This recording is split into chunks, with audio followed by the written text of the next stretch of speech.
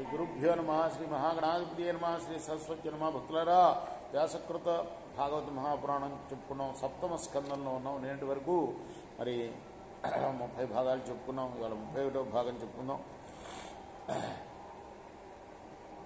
సంసారమిది బుద్ధి సాధ్యము గుణకర్మ గణబద్ధమజ్ఞాన కారణంబు కలవంటి దింతియ కాని నిక్కము కాదు సర్వార్థములు మన సంభవములు స్వప్న జాగరములు సమములు గుణశూన్యుడగు పరమునికి గుణాశ్రయంబున భవ వినాశనంబులు పాటిల్లినట్లుండు పట్టి చూచిన లేవు బాలురారా.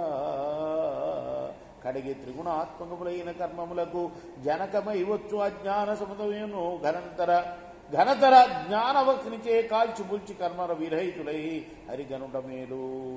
అది కావున గురు శుశ్రూషయు సర్వలాభ సమర్పణమును సాధుజన సంగంబును ఈశ్వర ప్రతిమా సమారాధనంబును హరికథా తత్పరత్వంబును వాసుదేవుని అందలి ప్రేమయు నారాయణ గుణకర్మ నామకీర్తంబును వైకుంఠ చరణ కమల ధ్యానంబును విశ్వంభరమూర్తి విలోకన పూజనంబులు మొదలైన విజ్ఞాన వైరాగ్య లాభ సాధనంబులైన భాగవత ధర్మంబులపై రతి కలిగి అంటే ఆసక్తి కలిగి సర్వభూతంబులయందు అంటే సర్వప్రాణులయందు ఈశ్వరుండు భగవంతుడు ఆత్మ కలండని సన్మానంబు చేయుచు కామ క్రోధ లోభ మోహ మద మాత్సర్యంబుల గెలిచి ఇంద్రియవర్గంబును బంధించి భక్తి చేయుచుండా ఈశ్వరుడైన విష్ణువు యందు గతి సిద్ధించు.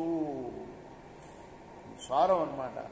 ఏం చేస్తే మనకు విష్ణు పాదాలు లభ్యమవుతాయి, ఆ వైకుంఠ మార్గం మనకు సులభం అవుతుంది అనేది చెప్పాడు ఇందులో. రేపు మనం 31వ భాగం 32వ భాగం చెప్పుకున్నాం. కృష్ణార్పణమస్తు. కృష్ణార్పణమస్తు.